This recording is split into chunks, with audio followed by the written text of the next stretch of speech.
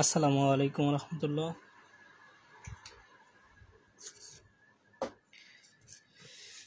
কেমন আছেন সবাই আপনারা? সিভিল ডিপার্টমেন্টের তৃতীয় সেমিস্টার এবং সিভিল রিলেটেড যে সকল টেকনোলজি আছে সবার জন্যই স্ট্রাকচারাল মেকানিক্স সাবজেক্টটা খুবই গুরুত্বপূর্ণ এবং এই সাবজেক্টে আমাদের অনেকের ভয় থাকে, সেই ভয়ই আমরা দূর করব ইনশাল্লাহ। Civil civil would, environmental, construction, এইসব টেকনোলজির স্ট্রাকচারাল মেকানিক্স সাবজেক্টটা আছে তৃতীয় সেমিস্টারে। এই সাবজেক্টের ক্লাসের শিডিউল আমরা পূর্বে দিয়েছিলাম, আরও ফ্রি ক্লাস আছে আমাদের। ফ্রি ক্লাসগুলো করার জন্য আমাদের পেজে যুক্ত থাকুন। এডুকেয়ার পেজে লাইক করে ফলো করে দিয়ে থাকলে আপনার ক্লাসের লাইভগুলো নোটিফিকেশনটা আপনি পেয়ে যাবেন। আর যারা দ্রুত যুক্ত হচ্ছেন তারা আমাদের পেইড গ্রুপে ক্লাসের লিঙ্কটা দিয়ে দিবেন, তাহলে সবাই একসাথে যুক্ত হতে পারবে ইনশাল্লাহ। আমরা দ্রুত যুক্ত হই, তাহলে আমরা ক্লাসগুলো শুরু করবো ইনশাল্লাহ। সিভিল ডিপার্টমেন্ট আপনাদের জন্য এডুকেয়ার আসলেই স্পেশাল, আর পরবর্তীতে আরও ভালো কিছু নিয়ে আসবো খুব শীঘ্রই ইনশাল্লাহ। আমার সাউন্ড ক্লিয়ার আছে? আমার কথা স্পষ্ট শোনা যাচ্ছে? একটু জানাবেন সবাই।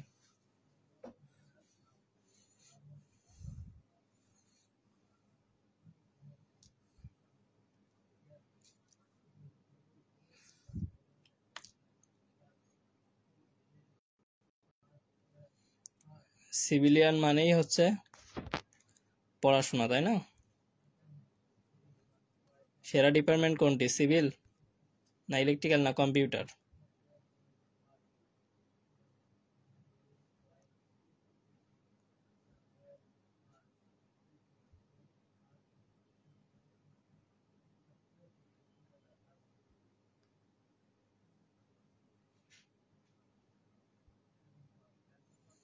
আমার কথা শুনতে পাচ্ছেন?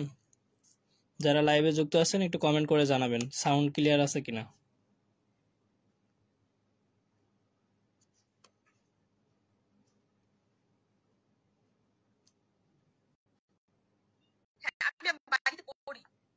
আমি যেগুলো পড়ি ওগুলো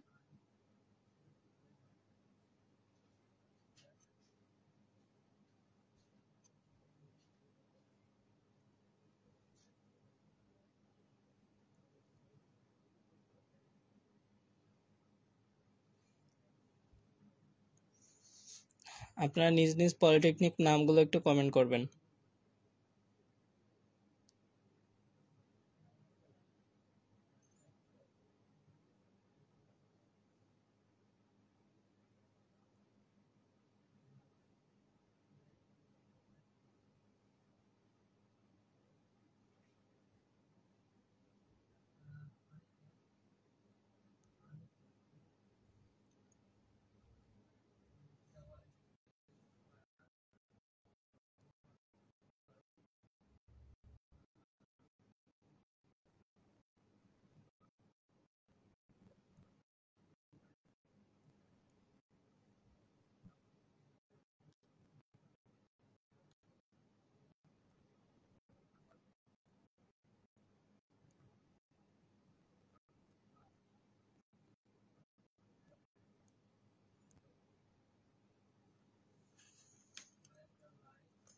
ক্লিয়ার আছে?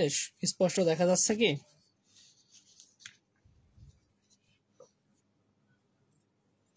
মাহমুদুল হাসান স্যার ক্লাস শুরু করেন ইনশাআল্লাহ।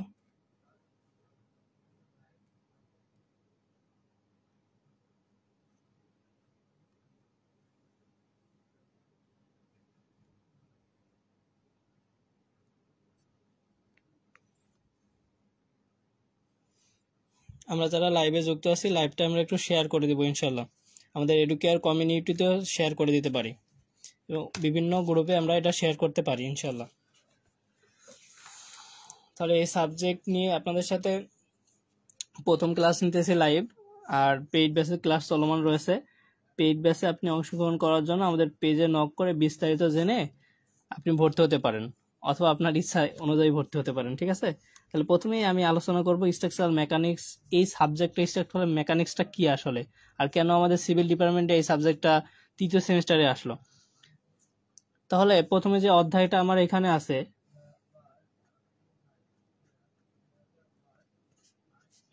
অধ্যায় 1। এই অধ্যায় 1টা কি আমাদের পদার্থের যান্ত্রিক গুণাগুণ, এটা নিয়ে আমি আলোচনা শুরু করব।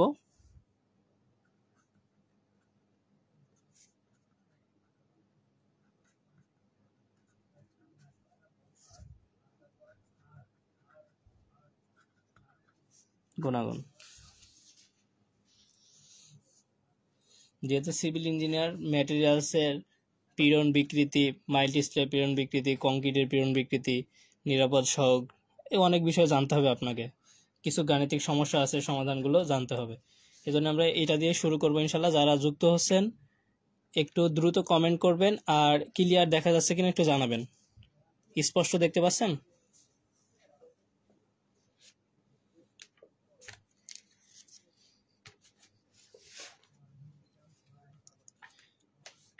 প্রথমে স্বাভাবিকভাবে আমি ক্লাস নিলে কি বেসিকটা আগে আপনার সাথে আলোচনা করি, তারপরে এই অধ্যায়ের মধ্যে যেগুলো আছে আমরা সেইগুলা বলি, ঠিক আছে?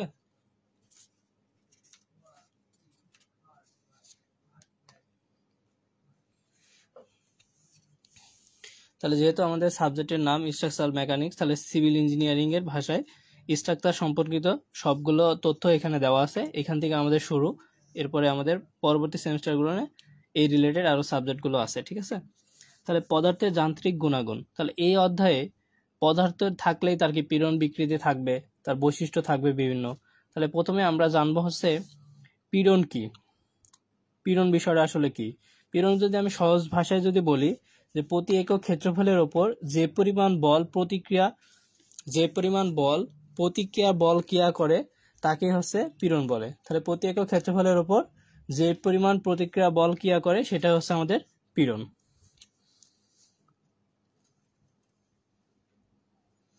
মনে করেন সাপোজ আমার এই জায়গায় একটা বস্তু আছে, সলিড একটা বস্তু, এই একটা বস্তু আমার,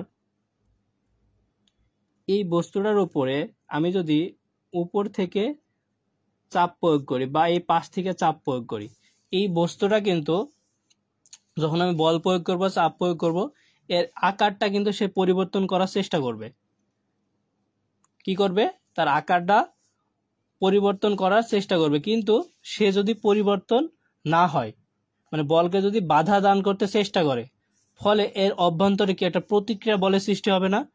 এই জিনিসটাই হচ্ছে প্রতি একক ক্ষেত্রফলের উপর যে পরিমাণ প্রতিক্রিয়া বল ক্রিয়া করে সেটা হচ্ছে আমার পীড়ন। সংজ্ঞাটা একটু বেসিক ভাবে বোঝার চেষ্টা করেন। এইটা আমার একটা বস্তু, এই বস্তুটার উপরে আমি সাপোজ উপর থেকে লোড প্রয়োগ করতেছি বা লোড ক্রিয়েট করতেছি, এই পাশ থেকেও লোড ক্রিয়েট করতেছি, কিন্তু এই বস্তুটা যতটুকু আছে, যেই শেপে আছে ততটুকুই থাকতেছে, এইদিকেও যাচ্ছে না এদিকেও যাচ্ছে না, বা নড়তেছেও না, কিছু করতেছে না। তাহলে এর ভিতরে কি কাজ করতেছে? এর বস্তুটির আকার অপরিবর্তন রাখে এর প্রযুক্ত বলকে কি বাধা দিছে, আর বাধা দেওয়ার জন্য এর ভিতরে কি প্রতিক্রিয়া বলের যে সৃষ্টি হচ্ছে, এইটা কি প্রতিক্রিয়া বল সৃষ্টি হচ্ছে কার উপরে? এর প্রতি একক ক্ষেত্রফলের উপর। এটা যদি অনেক বড় হয় তাহলে ওই প্রতি একক ক্ষেত্রফলের উপর বলটা ক্রিয়া করবে। তাহলে সহজভাবে আমি বলতে পারি যে কোনো বস্তু প্রতি একক ক্ষেত্রফলের উপর যে পরিমাণ প্রতিক্রিয়া বল ক্রিয়া করে তাকে হচ্ছে আমরা পীড়ন বলবো। পীড়ন কয় প্রকার? পীড়ন হচ্ছে 3 প্রকার। একটা টান পীড়ন আছে, একটা চাপ পীড়ন, একটা হচ্ছে শেয়ার পীড়ন। টান পীড়নকে আবার প্রসারণ পীড়ও বলা যায়, কারণ টানলে তো বৃদ্ধি পায়, এই জন্য। চাপ মানে কি সংকোচন হয়, তাহলে ওইটাকে সংকোচন পীড়নও বলা হয়। আর শেয়ার পীড়ন অথবা কিন্তন পীড়ন বলা হয়, ঠিক আছে? তাহলে আমি একটু পীড়ন তো লিখছি, তাহলে লিখি একটু হচ্ছে পীড়ন হচ্ছে 3 প্রকার। এগুলো বলার কারণ হলো এই বেসিক গুলো জানবেন যখন ম্যাথে যাব, তারপরে এই অধ্যায়ের কনসেপ্ট গুলা ক্লিয়ার হবেন। এখানে বিশেষ কিছু ইম্পর্টেন্ট টপিকস আছে, সেগুলো আমি আলোচনা করব, ঠিক আছে? যারা লাইভে আমরা যুক্ত আছি সম্পূর্ণ ক্লাসটা দেখার চেষ্টা করবো ইনশাল্লাহ।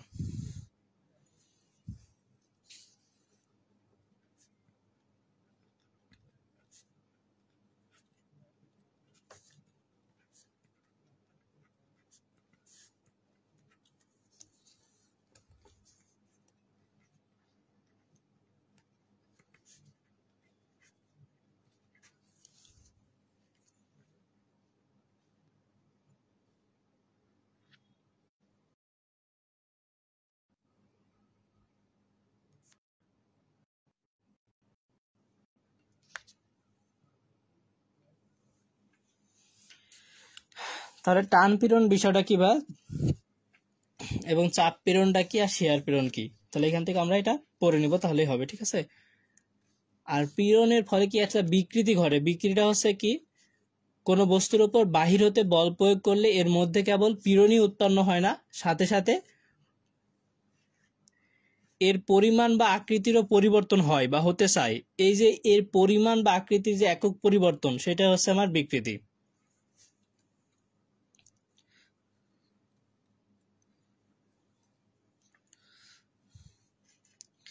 আরেকটা বিষয় আছে এই জায়গায়, চাপ পীড়ন। চাপ পীড়ন এই বিষয়টা কি, আমি যদি সহজভাবে একটু বোঝানোর চেষ্টা করি। চাপ পীড়ন বিষয়টা হলো, আমরা যদি এখানে লিখি চাপ পীড়ন ইকুয়াল টু, আমি লিখতে পারবো কি, চাপ যে বল আছে আর এই বলটা কি একটা ক্ষেত্রফলের উপর ক্রিয়া করবে, তাহলে কি প্রস্থচ্ছেদের ক্ষেত্রফল।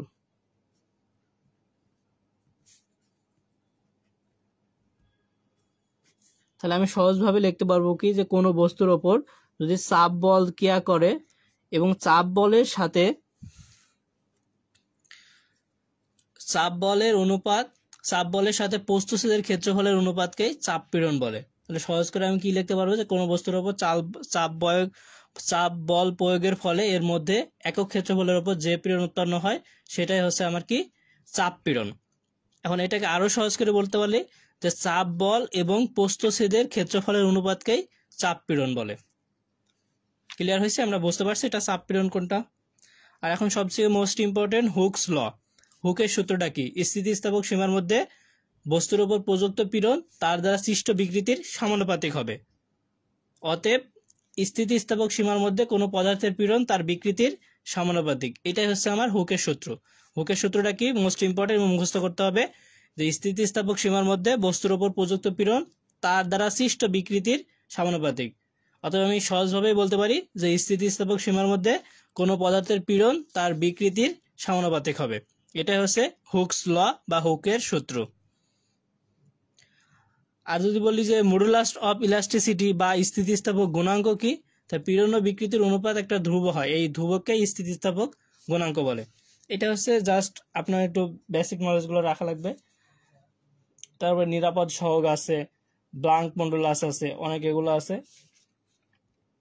তার হুকের সূত্র যদি আপনাকে ব্যাখ্যা করতে বলে, সেক্ষেত্রে আপনি কিভাবে ব্যাখ্যা করবেন, এখানে হুকস লটা ইম্পর্টেন্ট। যেন আমি একটু হুকের সূত্রটা নিয়ে কথা বলি। তারপরে এই অধ্যায়ে ম্যাথ আছে এবং গুরুত্বপূর্ণ অনেক টপিকস আছে, মাইল্ড স্টিল কার্ভগুলো আছে, এগুলো আমি দেখাবো ইনশাল্লাহ। তাহলে এখানে যদি আমি আলোচনায় আসি, যে হুকের সূত্র, হ্যাঁ,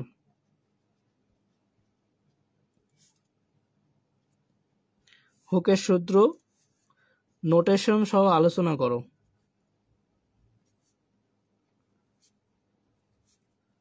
তার মানে কি, হুকের যে সূত্র আমরা জানি, সূত্রটা ব্যাখ্যা আকারে লিখতে হবে। তো হুকের সূত্র আমি কি জানি, পীড়ন ইকুয়াল টু প্রয়োগকৃত বল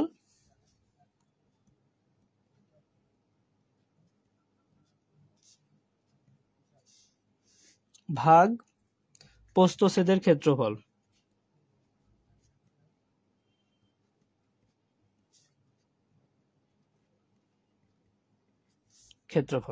তাহলে আমি এখান থেকে কি লিখতে পারবো, পীড়ন, তাহলে এস সমান আমি লিখতে পারবো কি, প্রয়োগকৃত বল পি আর প্রস্থচ্ছেদের ক্ষেত্রফল হচ্ছে এ। তাহলে ভাইয়া এটা কি আর পি কি আর এস কি আমাকে জানতে হবে। তাহলে এস এ আমরা স্ট্রেস বোঝায়, তাহলে এস সমান আমি লিখতে পারবো কি, পীড়ন, বা ইংরেজিতে আমি স্ট্রেস লিখতে পারবো, STRESS। আর পিটা কি ভাইয়া, বল বা ফোর্স লিখতে পারবো, বল বা ফোর্স। আর এটা কি, এটা সবাই আমরা জানি ক্ষেত্রফল বা এরিয়া। ঠিক আছে।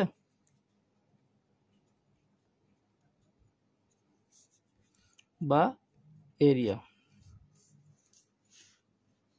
দেখেন তো এই হুকস ল নোটেশন এবং হুকস ল এর সূত্রটা আমরা বুঝতে পারছি কিনা। এখান থেকে আমরা একটু দেখি, এখান থেকে যদি আমরা বুঝতে পারি একটু কমেন্ট করে জানাবো। আর লাইভটা আমাদের এডুকেয়ার কমিউনিটি গ্রুপ এবং আমাদের যে পেইড ব্যাচে আছে, জানি আমরা আপনারা লাইভ ক্লাস পছন্দ করেন না। আমার যারা শিক্ষার্থী আছে লাইভ ক্লাস পছন্দ করেন, ওরা শুধু জুম ক্লাস বা গুগল মিটের মাধ্যমে ক্লাস চায়। তবুও একটু ধরে ধরে ক্লাসটা করেন। যারা বাকিরা আছে তারাও কিন্তু আমাদের স্ট্রাকচারাল মেকানিক্সের কোর্সে অংশগ্রহণ করতে পারবেন। খুবই মানে আপনাকে সাশ্রয়ী মূল্যে কি কোর্সটা দিতেছি। 2 দিনের মধ্যে যারা নেবেন তারা 499 টাকার কোর্সটা আপনি মাত্র 299 টাকা পেয়ে যাবেন। স্ট্রাকচারাল মেকানিক্সের সম্পূর্ণ কোর্স 299 টাকায় আপনি পেয়ে যাবেন। এখনো আপনি ভর্তি হতে পারেন। আর এইখানে প্রত্যেকটা সাবজেক্টের অধ্যায়ভিত্তিক ক্লাস হবে জুম অ্যাপের মাধ্যমে। তারপরে আপনাকে এই বিষয়ে শর্ট সাজেশন দেওয়া হবে মিড টার্ম এবং ফাইনালের জন্য, এবং প্র্যাকটিক্যাল পরীক্ষা পর্যন্ত আপনাকে এই বিষয়ে সম্পূর্ণ সাপোর্টটা এডুকেয়ার আপনাকে দিবে। শুধুমাত্র 299 টাকায় আপনি সম্পূর্ণ কোর্সটা নিতে পারবেন। সরাসরি ক্লাস করতে হবে আপনাকে। আশা করি বুঝতে পারছেন। তাহলে এই যে এখানে এতটুকু বলার আরেকটা ইম্পর্টেন্ট আছে যে পয়সন রেশিও কি বা পয়সনের অনুপাতটা কি, এটা আমরা দেখবো ইনশাল্লাহ। তার আগে আমরা আরেকটু যদি বিস্তারিত আসি, সেটা হলো মোস্ট ইম্পর্টেন্ট একটা টপিকস, আমি পূর্বে থেকেই বলছি যে মাইল্ড স্টিলের বিকৃতি, পীড়ন বিকৃতি ডায়াগ্রাম। এই ডায়াগ্রামটা খুবই ইম্পর্টেন্ট এবং আপনাকে শিখতে হবে যে কখন কোন সাইডে স্ট্রেন, কোনটা স্ট্রেস, কোনটা হচ্ছে ম্যাক্সিমাম লেভেল হবে, ইলাস্টিক লিমিট হবে, প্লাস্টিক লিমিট হবে, এগুলো আপনাকে জানতে হবে আর কি, এবং কিভাবে ঘটে।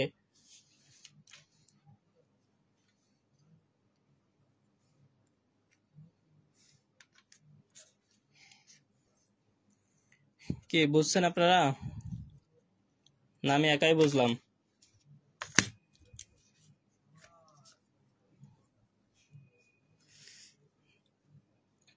আমরা যারা লাইভে যুক্ত আছে একটু কমেন্ট করব, হ্যাঁ, যেই টপিকসগুলো আমরা বোঝাইছি এতটুকু আপনারা বুঝছেন কিনা।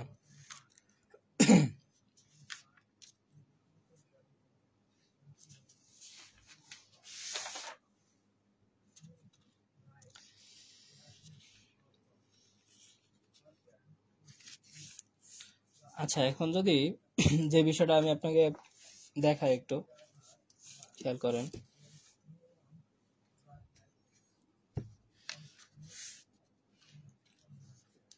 দেখা যাচ্ছে?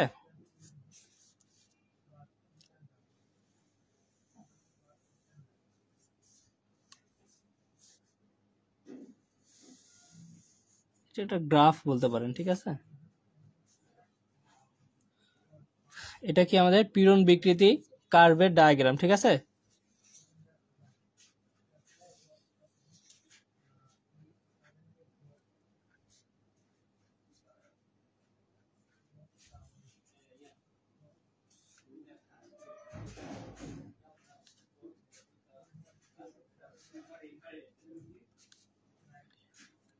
ডায়াগ্রাম অথবা চিত্র, হ্যাঁ, বা ব্যাখ্যা।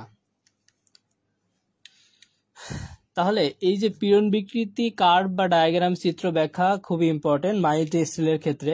তাহলে মাইল্ড স্টিলের ক্ষেত্রে আপনাদের কাছে একটা প্রশ্ন আমার, যে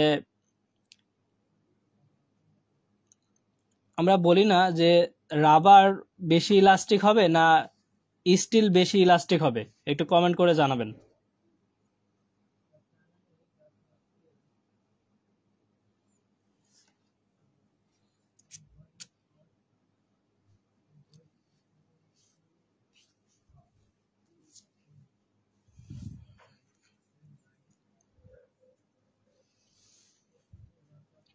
হ্যাঁ, জহিরুল ইসলাম লিখছেন 299 টাকা, মানে বুঝলাম না। হ্যাঁ, এই বিষয়ে দেখেন এই লাইভের নিচে একটা পোস্ট করা আছে, পোস্টটা পড়লে বুঝবেন। তারপর আমি একটু বলি, এই স্ট্রাকচারাল মেকানিক্সের সম্পূর্ণ সাবজেক্ট জুম অ্যাপের মাধ্যমে ক্লাস হবে, সবগুলো অধ্যায়ের অধ্যায় ভিত্তিক। তারপরে মিড টার্ম সাজেশন এবং ফাইনাল শর্ট সাজেশন দেওয়া হবে। 499 টাকার কোর্সটি শুধুমাত্র আপনি 299 টাকায় পাবেন, শুধুমাত্র 2 দিনের জন্য।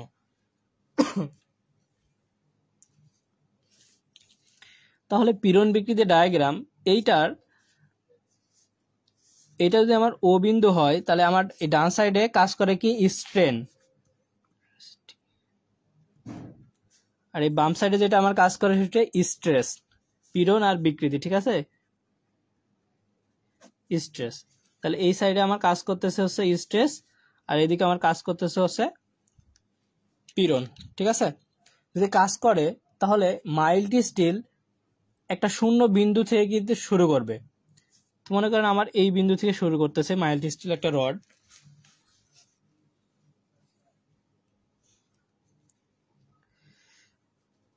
এইভাবে যাওয়ার পরে জিনিসটা হয় কি হালকা এরকম হয়ে যায়।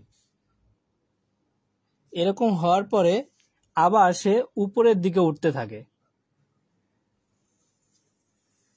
এক সময় এভাবে এসে কি ছিঁড়ে যায় আর কি।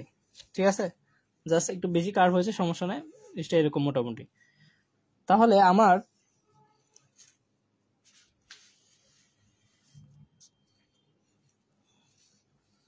প্রথমে যখন আমার এই বিন্দুতে ছিল এটাকে আমরা হচ্ছে পিএল বলি, ঠিক আছে। পরে আমার যখন এই বিন্দুতে আসে সেটাকে আমরা বলি হচ্ছে ইএল। এটা বলবো যে পিএল আর ইএল কি। তারপর আমার যখন এই বিন্দুতে আসে তখন আমরা এটাকে বলি কি ম্যাক্সিমাম লেভেল, ঠিক আছে, অথবা ম্যাক্সিমাম ইল পয়েন্ট।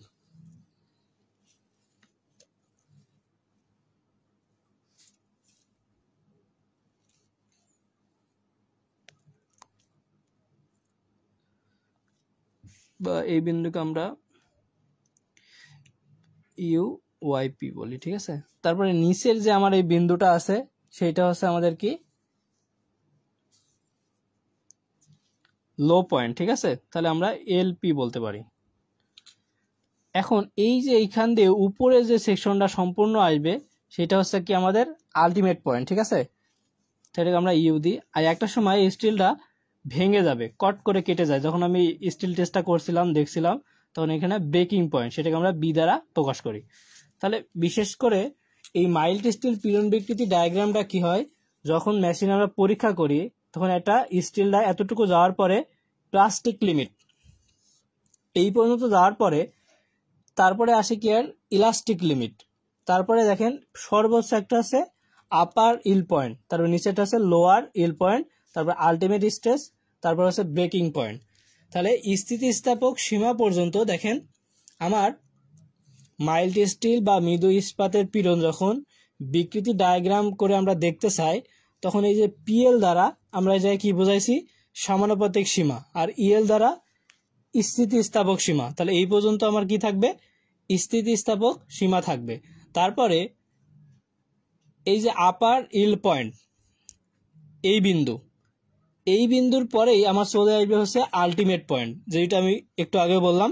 তারপরে আমার এটা কিছুক্ষণ যাওয়ার পরে এটা কট করে কেটে যাবে বা ভেঙে যাবে, সেটা হচ্ছে আমার ব্রেকিং পয়েন্ট। তাহলে আমি যদি একটু এটা খাতায় একটু এভাবে লিখে দিই যে ভাইয়া পিএলটা কি প্লাস্টিক লিমিট, প্লাস্টিক লিমিট, আর ইএলটা কি ভাইয়া elastic limit.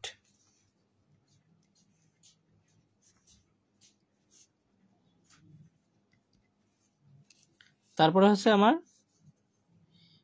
You Y P upper yield point, বা আপনি লিখতে পারেন ম্যাক্সিমাম ইল পয়েন্ট।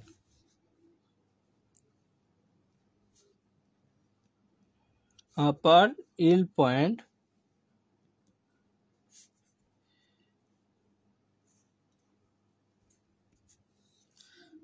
তারপরে দেখেন আছে কি এলপি, এটা হচ্ছে আমার কি লোয়ার ইল পয়েন্ট। তারপর হচ্ছে ইউতে আমার কি আলটিমেট স্ট্রেংথ।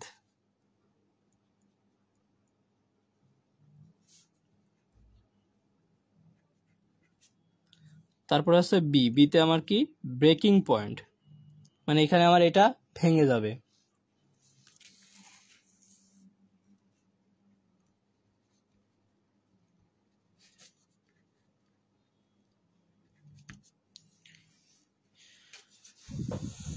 দেখেন এই বিষয়টা এখানে আমরা বুঝছি কিনা যে পীড়ন বিকৃতি কার্ভ ডায়াগ্রামটা কখন কতটুকু পর্যন্ত আমার প্লাস্টিক লিমিট, তারপর ইলাস্টিক লিমিট মানে স্থিতিস্থাপক সীমা পর্যন্ত থাকে, তারপর কোন বিন্দুতে যাই ম্যাক্সিমাম লোড হয়, তারপর লোয়ার লোড হয়, তারপরে আমার আলটিমেট স্ট্রেংথ পর্যন্ত যাবে, তারপরে ব্রেকিং পয়েন্টে যাবে। তাহলে আমার ডান সাইডে যেটা আমি দিয়েছি স্ট্রেন্থ আর উপরে যেটা হবে সেটা হচ্ছে আমার স্ট্রেস। তাহলে স্ট্রেন আর স্ট্রেন অথবা পীড়ন বিকৃতির কার্ভ ডায়াগ্রাম হচ্ছে এরকম। মোস্ট ইম্পর্টেন্ট একটা প্রশ্ন, ঠিক আছে? এটা কার? স্টিলের।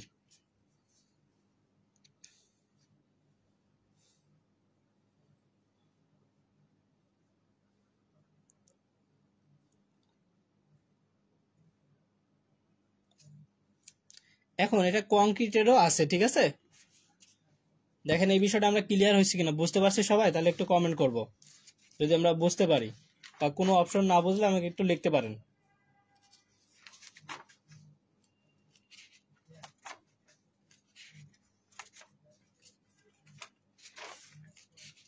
তারপরে আমরা ম্যাথ করাবো ইনশাল্লাহ, ঠিক আছে?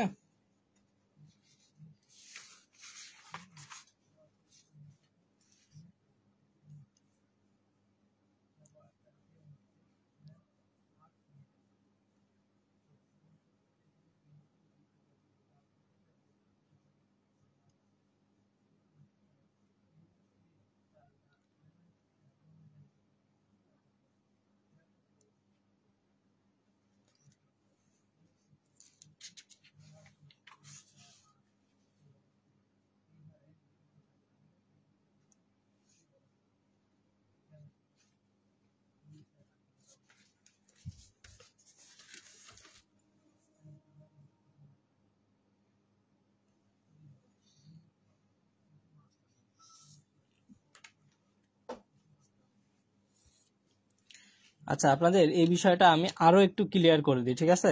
একটু দেখেন, এই মাইল্ড স্টিলের পীড়ন বিকৃত ডায়াগ্রামটা যখন আপনাকে দেখাতে বলবে, এটা কিন্তু আমরা সম্পূর্ণ কি মেশিনের মাধ্যমে টেস্ট হবে। এটার নাম কি? Testing machine. টেস্টিং মেশিনে যখন আমি কি একটা নমনীয় ইস্পাত বা মাইল্ড স্টিল নমুনায় ক্রমবর্ধমান হারে টানা বল প্রয়োগ করলে, মানে আমরা এটা আস্তে আস্তে আস্তে বলটা বাড়াচ্ছি, যখন আমরা প্রয়োগ করব সেটা, তখন এই সমস্ত পীড়ন বিকৃতির মান একটা কি চিত্রের মাধ্যমে দেখানো হবে। সেটা হচ্ছে আমার এইটা, হ্যাঁ। যখন দেখানো যাবে যে একটা নির্দিষ্ট সীমা পর্যন্ত পীড়ন বিকৃতির বৃদ্ধির হার সমানুপাতিক হবে। তারপরে দেখেন প্লাস্টিক লিমিট, তারপরে আমার হচ্ছে ইলাস্টিক লিমিট, একটা কি সমানুপাতিক হবে। সেটা হচ্ছে আমার কি পিএল পর্যন্ত, মানে সমানভাবে বাড়তে থাকবে। যখন এই সমানুপাতিক হবে, তারপরে আমার পিএল বিন্দু পর্যন্ত যখন চলে যাবে এটা সমানুপাতিক পর্যন্ত, এই পর্যন্ত পীড়ন বিকৃতির রেখাটা কিন্তু প্রায় উলম্ব টাইপের হবে। দেখেন একটু উলম্ব টাইপের যাইতেছে। যাওয়ার পরে হঠাৎ করে যখন আমার পিএল বিন্দুতে সমানুপাতিক সীমায় যাবে, এই এত দূর আসার পরে তখন আমার কি সমানুপাতিক সীমাটা কি অতিক্রম করবে। অতিক্রম করার পরেই কিন্তু পীড়ন বিকৃতিটা কিন্তু আস্তে আস্তে তখন আবারও বৃদ্ধি পাবে। যখন লোডটা দিব তখন আমার কি যাবে, আলটিমেট পয়েন্ট পর্যন্ত চলে যাবে। এই যে এই পর্যন্ত যখন আমার চলে আসবে এটা, তখন এটাকে আমরা বলতে পারবো কি ইল্ড পয়েন্ট বা আলটিমেট পয়েন্ট। এতটুকু বুঝতে পারছি? এরপরেই দেখেন রেখাটা যখন এতদূর চলে যাবে, হঠাৎ করে যখন লোড দেবো এটা আবার নিচে একটু নামবে, সেটা কি আমার লোয়ার পয়েন্টে চলে আসবে। রেখা যখন নিচের দিকে নামে আসবে তখন কি অল্প লোডেই কিন্তু বেশি পরিবর্তন নির্দেশ করতেছে, হালকা বাড়ালে দেখবেন নিচে চলে আসছে। তারপরে যখন আমি আবার এই লোডটাকে পর্যায়ক্রমে বাড়াইতে থাকবো টেস্টিং মেশিনের সাহায্যে, তখন কিন্তু সে আস্তে আস্তে আস্তে বৃদ্ধি পাচ্ছে। পাওয়ার পরে একটা আলটিমেট পর্যন্ত যাওয়ার পরে সেইটাই হবে গিয়ার স্ট্রেংথ। এত দূর যাওয়ার পরে হঠাৎ করে একটু নিচে নামবে, তারপরে সে ছিঁড়ে যাবে। এটাই হচ্ছে মাইল্ড স্টিলের ক্ষেত্রে ঘটে। তাহলে এত দূর পর্যন্ত পীড়ন সে সহ্য করবে, তারপরে বেশি দিলে সেটা কি হয়ে যাবে, সে একা একাই ফেল করবে বা ছিঁড়ে যাবে।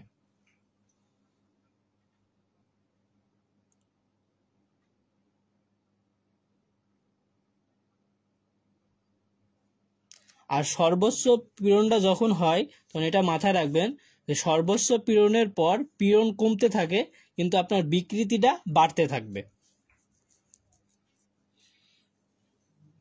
আর বাড়ার কারণে কিন্তু এটা চিকন হয়ে যাবে, তারপরে এটা ছিঁড়ে যাবে। একটা বিকট শব্দও হয়। জহিরুল ইসলাম লিখছেন ক্লিয়ার। ওকে, আরো যারা আছে আমরা একটু কমেন্ট করব। এটা যদি বুঝেন আপনাদের কিন্তু আমি আরেকটা মোস্ট ইম্পর্টেন্ট দেখাবো, সেটা হচ্ছে কংক্রিটের পীড়ন বিকৃতি। এটা দেখলাম কি মাইল্ড স্টিলের পীড়ন বিকৃতি, স্টিলের। কংক্রিটের ক্ষেত্রে কি হয় সেটা কিন্তু আমি দেখাবো, আপনারা যদি বলেন।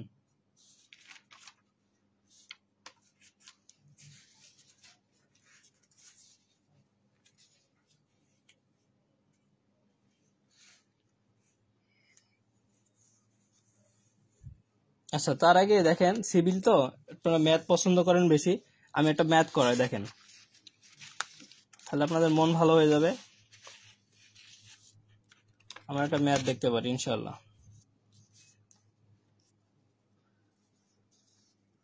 ম্যাথটা হচ্ছে এটা, সাপোজ আমার প্রশ্ন হচ্ছে এটা,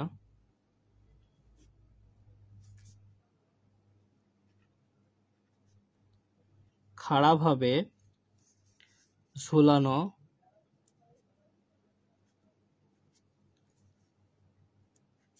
4 সেন্টিমিটার ব্যাস বিশিষ্ট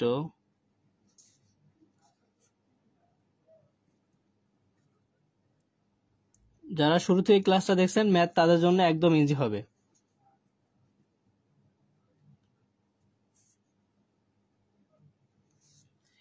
ইস্পাত দণ্ডের প্রান্তে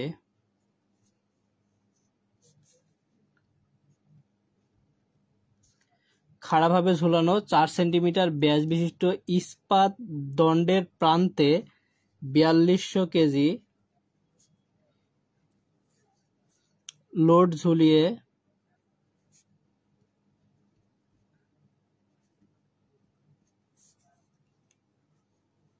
দেওয়ায়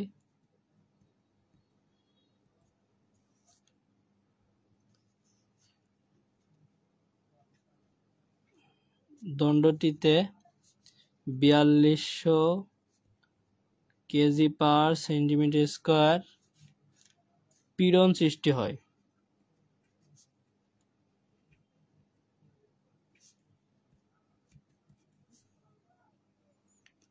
যদি হয় পীড়ন, তাহলে দণ্ডের দৈর্ঘ্য বৃদ্ধির পরিমাণ নির্ণয় করো। তাহলে দণ্ডের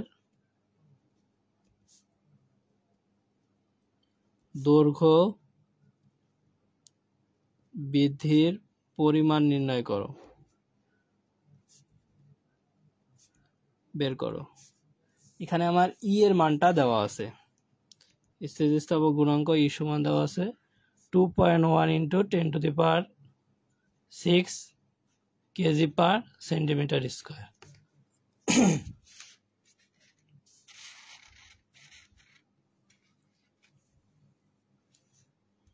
বুঝতে পারছি আমরা?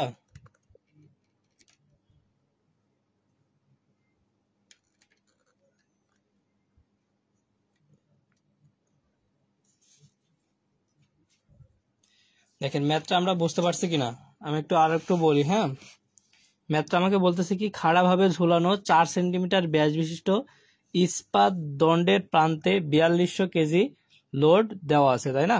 তাহলে সাপোজ আমার মনে করেন এখান থেকে খাড়াভাবে ঝুলানো আছে 4 সেন্টিমিটার ব্যাস বিশিষ্ট, তাহলে এইটাই মনে করেন আমার 4 সেন্টিমিটার ব্যাস বিশিষ্ট, ঠিক আছে?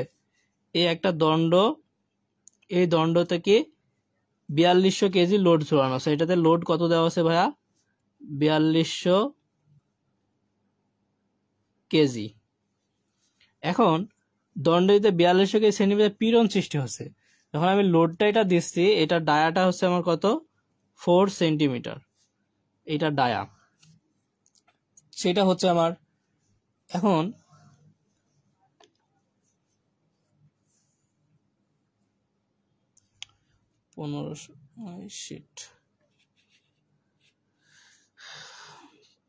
লোডটা হচ্ছে আমার 1500 কেজি, আর পীড়ন হয়েছে আমার 4200।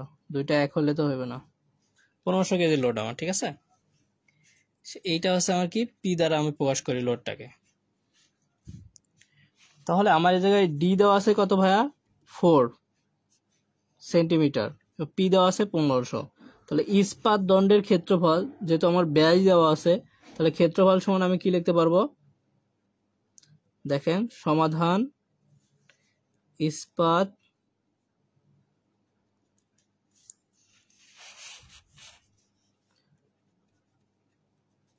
দণ্ডের ক্ষেত্রফল। তাহলে এটা দেখেন খারাপভাবে ঝুলন্ত 4 সেন্টিমিটার ব্যাস বিশিষ্ট। তাহলে আমি গোলাকার যেহেতু এটা, তাহলে আমি কি লিখতে পারবো? π/4 d²। তাহলে ভাই পাই ভাগ 4 বলছে, তাই না? তাহলে আমার দেখেন পাই ভাগ 4 আর ডি এর মান কত 4 স্কয়ার। তাহলে এখান থেকে এটা আমার আসবে কত, পাই ভাগ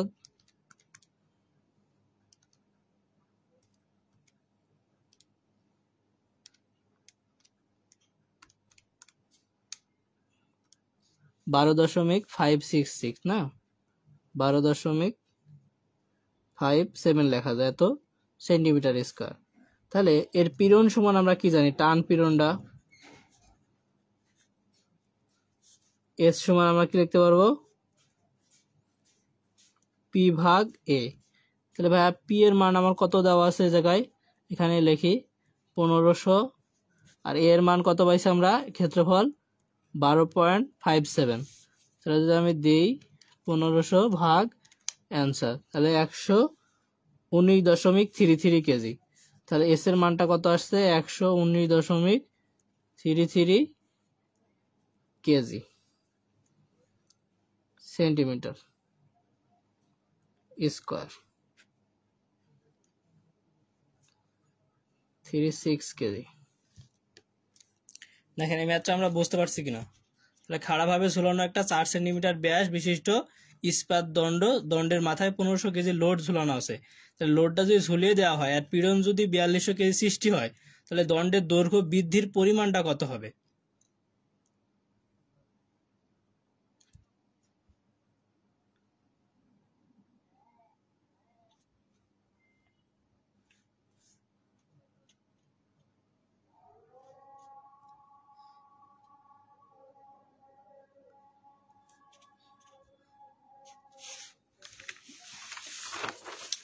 দুইটা ম্যাথ একসাথে হচ্ছে নাকি?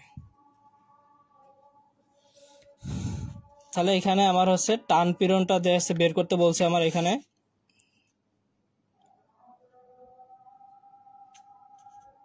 টান পীড়ন না,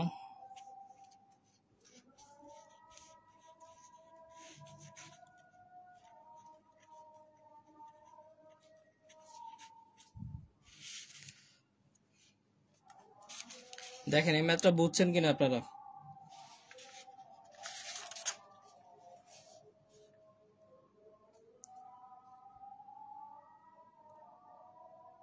আচ্ছা আজান দিতেছে তো, নামাজের সময় হয়ে আসছে, আজকে এই পর্যন্ত রাখলাম। পরবর্তী ফ্রি ক্লাস আছে এবং পেজে জেনে আপনারা কোর্সে অংশগ্রহণ করতে পারবেন। ধন্যবাদ সবাইকে, আসসালামু আলাইকুম।